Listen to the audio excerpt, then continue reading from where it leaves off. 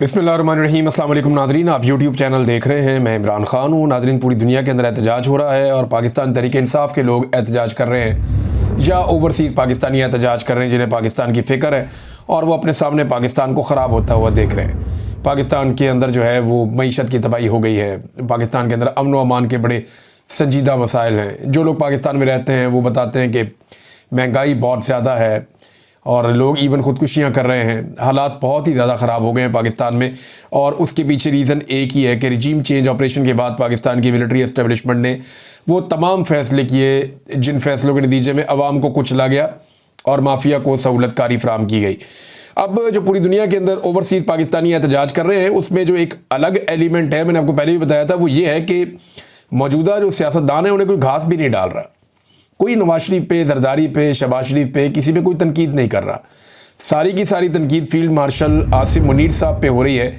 उन्हीं के पोस्टर्स उठाए हुए हैं, उन्हीं के ख़िलाफ़ एहतजाज किया जा रहा है, उन्हीं के ख़िलाफ़ बैनर्स उठा लेते हैं ओवरसीज़ पाकिस्तानी। या इमरान खान साहब के हक़ में निकलते हैं या वो आसिम मुनीर साहब के ख़िलाफ़ निकलते हैं। और किसी सियासतदान से ऐसा लगता है कि ओवरसीज़ पाकिस्तानियों को कोई मसला नहीं है। शायद उन्हें ऐसा लगता है कि सियासतदानों में उन्हें कोई दिलचस्पी अब नहीं रही, बल्कि सारा फोकस मिलिट्री एस्टेब्लिशमेंट की मुदाखलत पर है। अब इदारे के लिए ये सोचने की बात है कि जिन लोगों के लिए उन्होंने अपनी इज्जत की कुर्बानी दे दी, वो लोग साफ दामन बचाकर निकल गए। यानी सियासतदानों पे कोई उंगली उठाने के लिए भी तैयार नहीं है और सारे के सारे, चाहे वो पाकिस्तानी हैं चाहे वो ओवरसीज़ पाकिस्तानी हैं, सब यही समझते हैं कि जो कुछ भी हुआ वो मिलिट्री एस्टेब्लिशमेंट ने किया और वो पाकिस्तान की फ़ौजी क़यादत को इसके लिए रिस्पॉन्सिबल समझते हैं। जनरल बाजवा ने इस खेल का आगाज़ किया था। Field marshal general Asim Munir साहब के दौर में भी ये खेल जारी है। तो लोगों की तनकीद मिलिट्री एस्टेब्लिशमेंट के ऊपर है। फ़ौज कोई भी काम करती है लोग उसके खिलाफ हो जाते हैं बिला वजह। यानी ऐसा नहीं है कि सारे काम बुरे ही हो रहे हों, लेकिन फिर भी लोगों ने ज़हनी तौर पे अपने आप को आमादा कर लिया है कि क्योंकि अवामी मैंडेट का एहतराम नहीं किया गया, क्योंकि इंसानी हकूक़ की धज्जियाँ उड़ाई गई, क्योंकि उन लोगों को लाकर बैठाया गया ज़बरदस्ती जिन्हें लोगों ने रिजेक्ट किया था, तो लोगों के अंदर एक फितरी किस्म का रिएक्शन पैदा हो गया है और वो लगातार बढ़ता जा रहा है। यहाँ मैं कुछ और अजीब चीज़ें देख रहा था। यानी आसिम मुनीर साहब पाकिस्तान में या पाकिस्तान के बाहर इस तरीके से डिस्कस हो रहे हैं जैसे कोई नॉर्मल फ़ौजी डिस्कस होता नहीं था। यानी हमने देखा कि जनरल बाजवा ऐसे डिस्कस नहीं होता था, जनरल राहील शरीफ ऐसे डिस्कस नहीं होता था, जनरल कियानी ऐसे डिस्कस नहीं होता था। सिर्फ मार्शल लॉ एडमिनिस्ट्रेटर्स या जो डिक्टेटर्स थे वो इस तरह से डिस्कस हुए हैं। पाकिस्तान के मीडिया को आप देखें, पाकिस्तान के सोशल मीडिया को आप देखें, सबके सब हाफिज़ सैयद आसिम मुनीर फील्ड मार्शल को डिस्कस कर रहे हैं। इसी तरह पाकिस्तान के बाहर भी और नेगेटिव अंदाज में लोग डिस्कस करते हैं। इवन अखबारात के अंदर जरीदे छपते हैं, मुख्तलिफ जगह पे डॉक्यूमेंट्रीज छपती हैं कि आसिम मुनीर साहब ने अपनी ताकत में बहुत इजाफा कर लिया है, इनके अमेरिका के साथ ताल्लुकात बढ़ रहे हैं। डिफरेंट जगह पे डिफरेंट तरह के आर्टिकल्स और चीज़ें छपती रहती हैं। तो वो इस तरह डिस्कस हो रहे हैं जैसे कोई डिक्टेटर डिस्कस होता है। एक नॉर्मल फौजी या एक आर्मी चीफ इस तरह से डिस्कस नहीं होता। और एक और हैरत की बात मैं आपको बताता हूँ, मैं ये देख रहा हूँ कि PMLN के जो MPs MNAs हैं या मकामी ओहदेदारान हैं, यानी इनको तो तैयार किया था मरीम नवाज़ ने और नवाज शरीफ ने इनकलाबी बनाने के लिए। इनको तो वोट को इज्जत दो का नारा दिया गया था जिससे पब्लिक भी इनके करीब आ गई थी। लेकिन अब ये मफाद परस्त टोला जो है ये अजीबोगरीब हरकतें कर रहा है। यानी बिल्कुल एग्जैक्टली PMLN के जो कारकुन हैं, कारकुन मैं कह रहा हूँ तो वो जो छोटे मोटे रहनुमा होते हैं, मुख्तलिफ इलाकों के MPA का कैंडिडेट, चेयरमैन का कैंडिडेट, MNA का उम्मीदवार या MNA बन गया या MPA बन गया, ये अब जो बैनर पोस्टर लगाते हैं, चाहे जश्न आज़ादी के लगाएं, चाहे इलेक्शंस के लगाएं, चाहे किसी और चीज़ के लगाएं, तो उन तमाम पोस्टर्स के अंदर वो अपनी लीडरशिप की तस्वीरें बहुत छोटी छोटी करके लगाते हैं।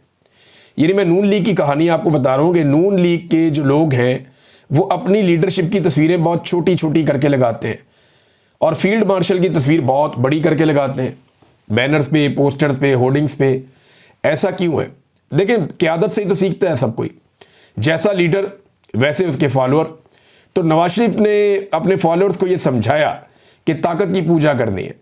नवाज शरीफ ने अपने फॉलोअर्स को ये समझाया कि इक़्तिदार की परस्तिश करनी है, जो ताकतवर है उसके पीछे चलना है, उसके जूते पॉलिश करने। और सारी की सारी पार्टी लगता है इसी काम पे लग गई है। जिन लोगों को ये काम पसंद नहीं है वो बेचारे इज्जत छुपा के बैठे हुए और मुंह छुपाते फिरते हैं। वो बात करने के लिए तैयार नहीं है, सामने आने के लिए तैयार नहीं है, दबे लफ्ज़ों में कहते रहते हैं बेचारे कि निकले इसमें से जान छुड़ाए। लेकिन अब निकले कैसे? नवाज शरीफ ने अपनी बेटी और भाई को इक़्तिदार दिलवाने के लिए पूरी की पूरी सियासत अपनी त्याग दी है, और अब उनका कारकुन भी उनकी तस्वीर लगाने की बजाय हाफिज सैयद आसिफ मुनीर साहब की फ़ोटो लगाता है, उन्हीं के नक्शे कदम पर चल रहा है। हत्ता कि जश्न आज़ादी के हवाले से जो होर्डिंग्स लग रहे हैं शहरों में, या इस हवाले से जो प्रोग्राम्स के बैनर्स लग रहे हैं, पोस्टर लग रहे हैं, उनमें भी हमें अल्लामा इकबाल रहमतुल्लाह अलैह जिन्होंने ख्वाब देखा पाकिस्तान का, उनकी फ़ोटो नज़र नहीं आती।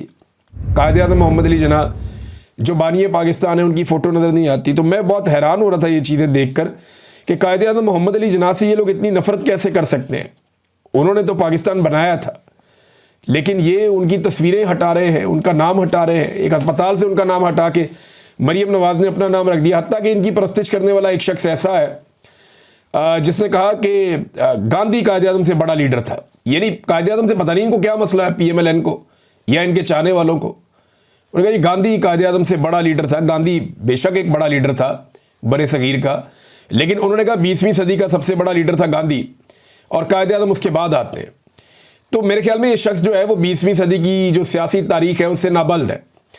इसे थोड़ा सा तालीम हासिल करनी चाहिए। 1 दर्जन के करीब ऐसे नाम हैं जिन्हें पढ़ना इनके लिए बहुत ज़रूरी है। मैं सिर्फ ये लॉर्ड माउंट बेटन का एक कायद-ए-आज़म मोहम्मद अली जिन्ना के बारे में एक जुमला है, वो मैं पढ़ के आपको सुना देता हूँ कि कायद-ए-आज़म क्या थे।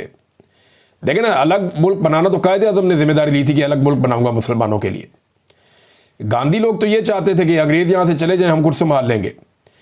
तो अचीव तो कायद-ए-आज़म ने किया, एक अलग सरजमीन पे एक अलग खित्ता बनाकर, एक अलग मुल्क बनाकर, एक अलग रियासत कायम करके। तो जीत तो कायद-ए-आज़म की हुई थी।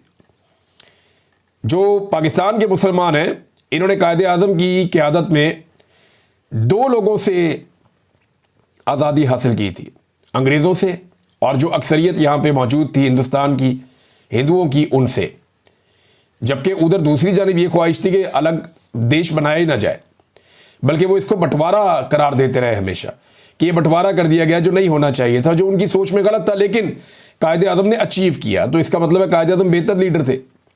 लॉर्ड माउंट बेटन ने कायद-ए-आज़म के बारे में कहा था, if it could be said that any single man held the future of India in the palm of his hand in 1947, that man was Mohammad Ali Jinnah. अगर ये कहा जाए कि 1947 में हिंदुस्तान का मुस्तकबिल किसी एक शख्स ने अपनी हथेली पर रखा था या अपनी मुट्ठी में पकड़ रखा था, तो वो शख्स मोहम्मद अली जिन्ना था। ये मुखालिफिन कह रहे हैं।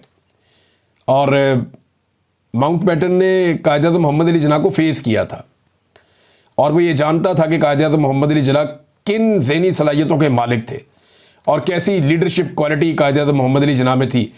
वैसे इन्हें पढ़ना चाहिए, विंस्टन चर्चिल को पढ़ना चाहिए, नेल्सन मंडेला को पढ़ना चाहिए, फ्रैंकलिन रूज़वेल्ट को पढ़ना चाहिए, मार्गरेट थैचर को पढ़ना चाहिए। बरतानिया में इन्होंने जो जदीद बरतानिया उसकी बुनियाद रख दी थी और बरतानिया को हमेशा के लिए बदल के रख दिया।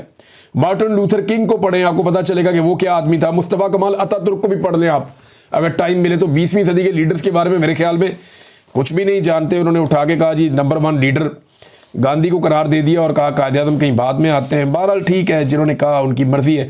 नाज़रीन, अब तक के लिए इतना ही। अपना ख्याल रखिएगा, अपने इस चैनल का भी। अल्लाह हाफ़िज़।